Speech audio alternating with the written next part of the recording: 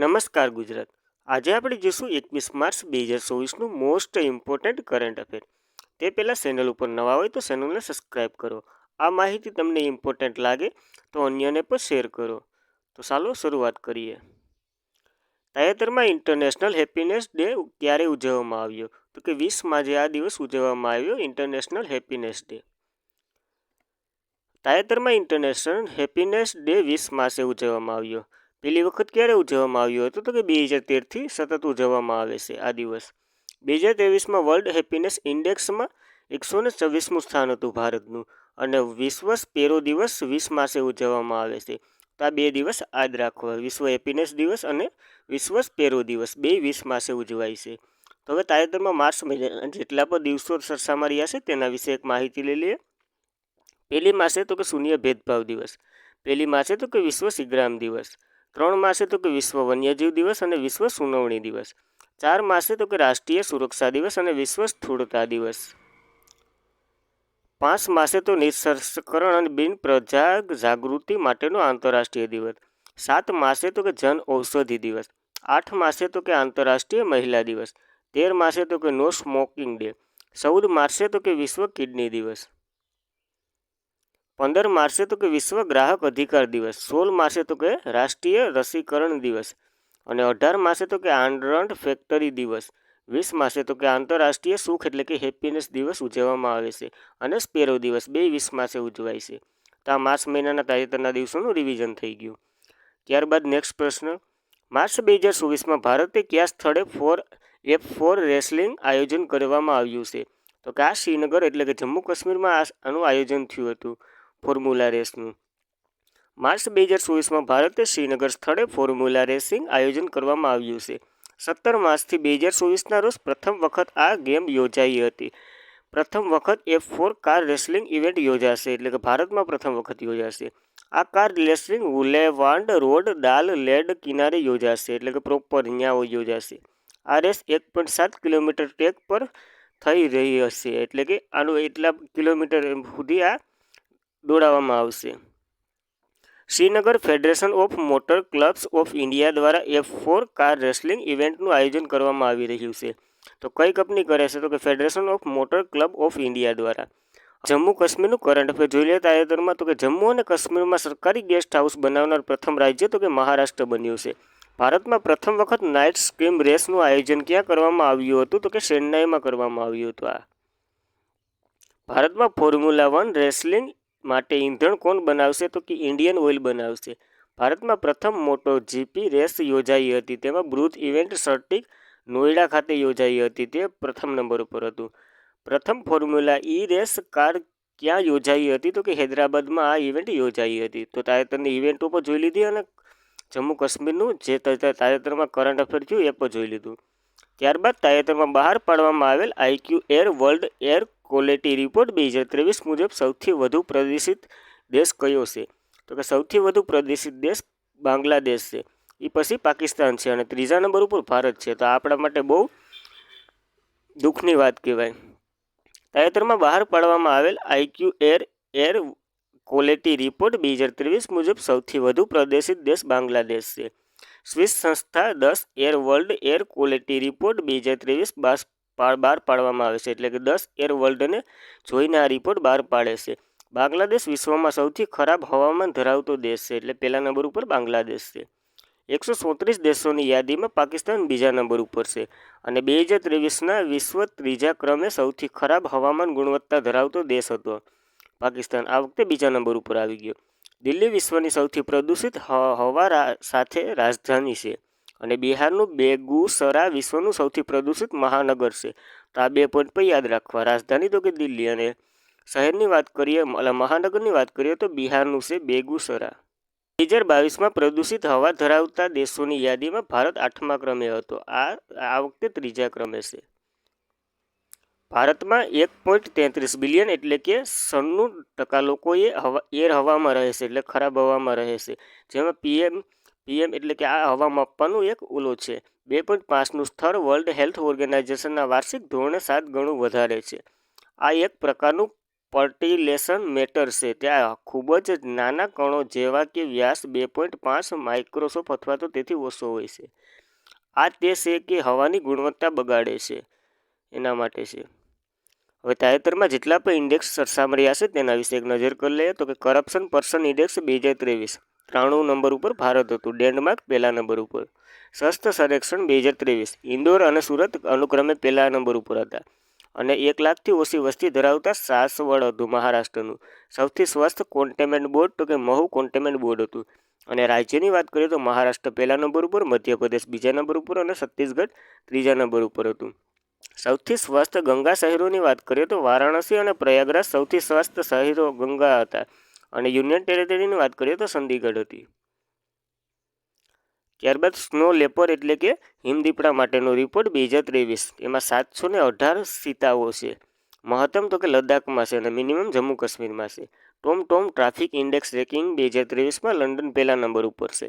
બેંગ્લોર 6ઠા ક્રમે છે. ડોમોક્રેસી ઇન્ડેક્સ 2023ની વાત કરીએ તો 41મા નંબર ઉપર ભારત છે અને નોર્વે પહેલા નંબર ઉપર છે. વૈશ્વિક બૌદ્ધિક સંપ્રદાય સૂચકાંક 2024ની વાત કરીએ તો 42મા નંબર ઉપર ભારત છે.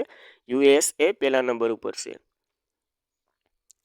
લિંગ અસમાનતા સૂચકાંક 2022ની વાત કરીએ તો 108 નંબર ઉપર ભારત હતું અને ડેનમાર્ક પહેલા નંબર ઉપર હતું.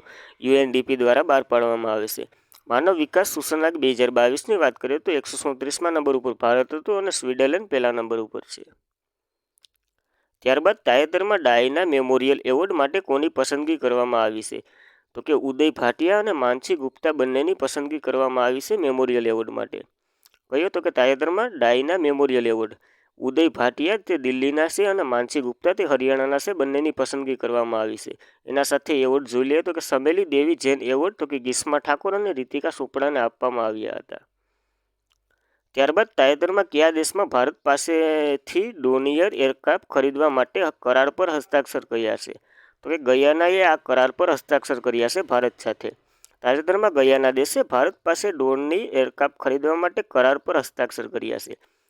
ગયાના ભારત હિન્દુસ્તાન એરોનોટિકલ લિમિટેડ દ્વારા ઉત્પાદન ડોનિયર 228 એરક્રાફ્ટ ખરીદી રહ્યું છે અને આ Guyana Defence Force Export Import Bank of India પાસે $23.27 મિલિયન લોન લઈ અને ખરીદી રહ્યું છે ગયાના.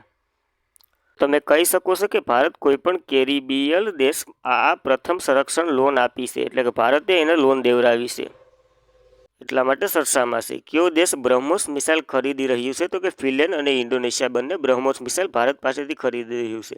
બ્રહ્મોસ મિસાઇલ કોણ બનાવે છે તો કે ભારત અને રશિયા બનાવે છે. હવે ગુયાનાની વાત કરીએ તો તેમની રાજધાની તો કે જ્યોર્જ ટાઉન છે. ચલણ તો કે ગુનાયા ડોલર છે. ઈરાનનો પૂર્વ અલી છે તેમના પૂર્વ અને PM તો કે માર્ક ફિલેન્સ છે. તો આ ગયાના વિશે તાજેતરમાં જોઈએ. ત્યારબાદ માર્ચ 2024માં ભારત કયા દેશ વચ્ચે એક્સ ટાઈગર ટામ્પ્સ 2024નું આયોજન થયું હતું તો કે ભારત અને અમેરિકા એટલે કે USA વચ્ચે આનું આયોજન થયું છે. કઈ કવાયત છે તો કે એક્સ ટાઈગર ટ્રાયમ્ફ 2024 છે. ભારત અને US વચ્ચે યોજાય છે. ફિગર ટ્રાયમ્ફ 2024 ભારત અને US વચ્ચે 18થી 31 માર્ચ 2024ના રોજ આયોજન થશે. ક્યાં આયોજન થશે તો કે આ પૂર્વ સમુદ્ર તટમાં ત્રિપક્ષીય કવાયત છે એટલે કે ત્રણેય સેના વચ્ચે થાય છે ભારતની. 2019માં પ્રથમ વખત યોજાઈ હતી.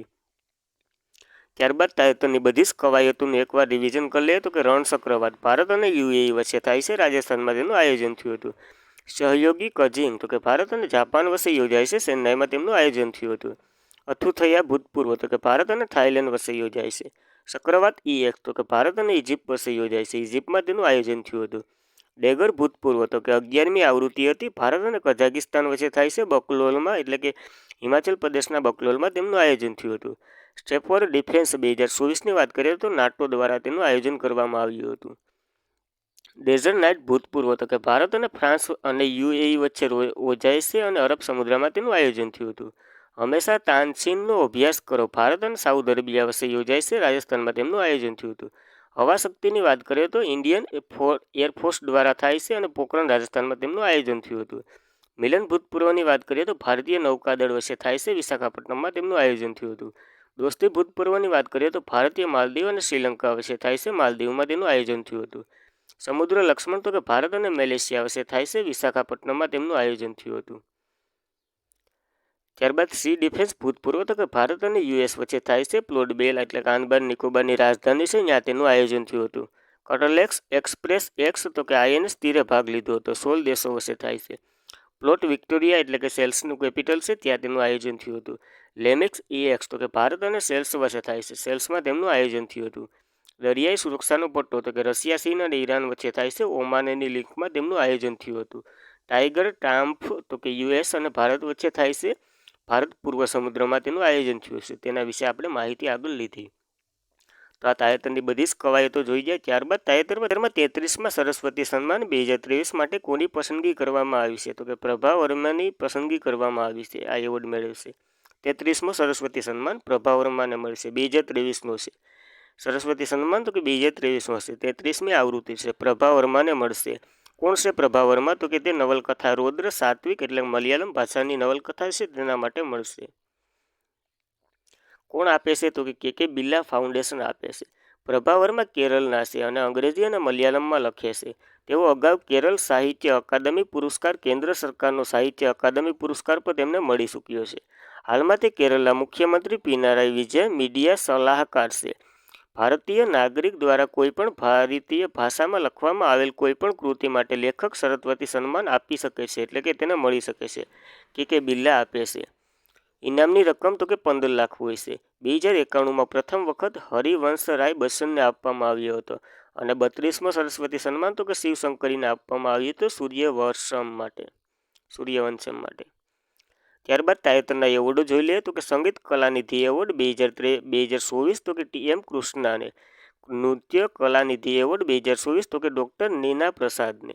PV Narasimha Rao Memorial Award તો કે રતન ટાટાને.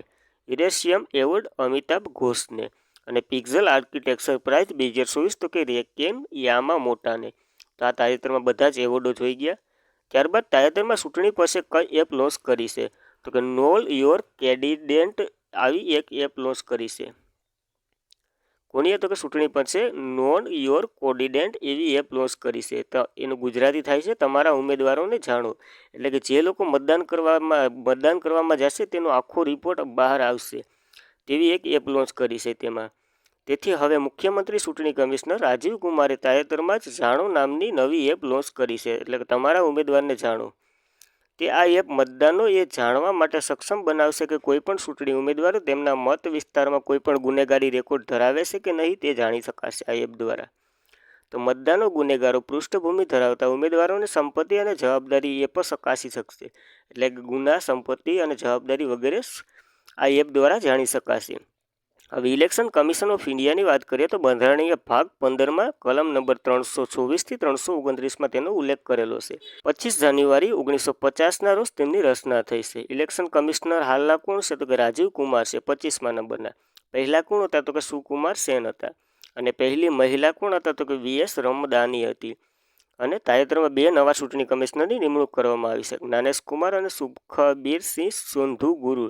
હવે તે ગરુડ એપ, સી વિજિલન્સ એપ અને ઇકોસર સોફ્ટવેર ઇલેક્શન કમિશન દ્વારા લોન્ચ કરવામાં આવ્યા છે. અને તાજેતરમાં એક એપ લોન્ચ કરવામાં આવ્યું છે. હવે તાજેતરમાં તેલંગાણાના નવા રાજ્યપાલ કોને બનાવવામાં આવ્યા છે? તો કે સીપી રાધાકૃષ્ણને આ બનાવવામાં આવ્યા છે. તેલંગાણાના નવા રાજ્યપાલ સીપી રાધાકૃષ્ણને બનાવવામાં આવ્યા છે. ભારતીય બંધારણ કલમ 153 મુજબ ભારતમાં દરેક રાજ્યમાં એક રાજ્યપાલ હશે. હવે એ એક રાજ્ય વચ્ચે હોઈ શકે, 2 રાજ્યપાલ વચ્ચે પણ હોઈ શકે છે. 1996ના 7મા બંધારણીય સુધારા હેઠળ વ્યક્તિ 2 કે તેથી વધુ રાજ્યના રાજ્યપાલ હોઈ શકે છે. આ 1996માં તે સુધારો કરવામાં આવ્યો હતો. આની સાથે સીપી રાધાકૃષ્ણને પુડુચેરીનો ચાર્જ પણ સોંપવામાં આવ્યો છે. ન્યૂનતમ ઉંમર કેટલી હોઈ શકે? 35 વર્ષથી વધુ હોવી જોઈએ. નિમણૂક તો કે રાષ્ટ્રપતિ કલમ નંબર 155 મુજબ કરે છે. શપથ તો કે હાઈકોર્ટના મુખ્ય ન્યાયાધીશ લેવડાવે છે, કલમ નંબર 159 મુજબ. તો આની પહેલાં કોણ હતા તેલંગાણાના રાજ્યપાલ, તે તમારે કોમેન્ટ કરવાનું છે. તો કે તેલંગાણાની વાત કરીએ તો રાજધાની હૈદરાબાદ છે. સીએમ તો કે રેવંત રેડ્ડી છે. ગવર્નર તો કે ટી સમીલ સાઈ સૌંદર્ય હતા પહેલાં. હવે હાલના તો કે સીપી રાધાકૃષ્ણ છે. મેં જવાબ તો આપી જ દીધો. 2 જૂન 2024ના રોજ તેલંગાણા રાજ્ય અસ્તિત્વમાં આવ્યું હતું આંધ્રપ્રદેશમાંથી. તો આપણે રાજ્યપાલ તો અગાઉ જોઈ ગયા હતા, તો તેના વિશે હવે ચર્ચા નહીં કરીએ, ડાયરેક્ટ અગાઉના પ્રશ્ન ઉપર જઈએ. તાજેતરમાં ઓલ ઇન્ડિયા રેડિયોના ડાયરેક્ટર તરીકે મૌસમી ચક્રવર્તીની નિમણૂક કરવામાં આવી. ઓલ ઇન્ડિયા કોના હેઠળ આવે છે? તો કે પ્રભાસ ભારતી હેઠળ. અને પ્રભાસ ભારતીની ચર્ચા આપણે ખૂબ કરી છે, તો હવે ક્યારેક પછી કરશું. હવે મિત્રો વન લાઇનર સ્વરૂપે કરંટ અફેર જોઈ લે તે પહેલાં વિડીયો ઉપર નવા હોય તો લાઇક કરો, તમારા મિત્રો સુધી શેર કરો અને ચેનલને સબસ્ક્રાઇબ કરવાનું ભૂલશો નહીં. વર્લ્ડ હેપીનેસ રિપોર્ટ 2024માં ફિનલેન્ડ સતત સાતમા વર્ષ વિશ્વનો સૌથી ખુશીનો દેશ બન્યો છે. ફિનટેક્સ કંપની પ્રેફેન્સ આ વર્ષે ભારતની બીજી યુનિકોર્ન સ્ટાર્ટઅપ બની છે. યસ બેંક પેરિસ ઓલિમ્પિક માટે ભારતીય ઓલિમ્પિક્સ એસોસિએશન સાથે ભાગીદારી કરી છે. વિશ્વ હવામાન સંસ્થાએ વાર્ષિક ક્લાઇમેટ રિસિન્શ્યોર રિપોર્ટ 2023 બહાર પાડ્યો છે. ઉત્તર પ્રદેશ પોલીસ દળે ત્રિનેત્રી એપ 2.0 લોન્ચ કર્યું. Bharat World Telecommunication startup nation assembly 2024ની યજમાની કરશે. Vikram Sarabhai Space Centre Gaganyaan crew માટે સાખી એપ વિકસાવી છે. તો મિત્રો આ હતું આજનું current affair. Thank you for watching this video. જય હિન્દ વિદ્યાર્થી મિત્રો.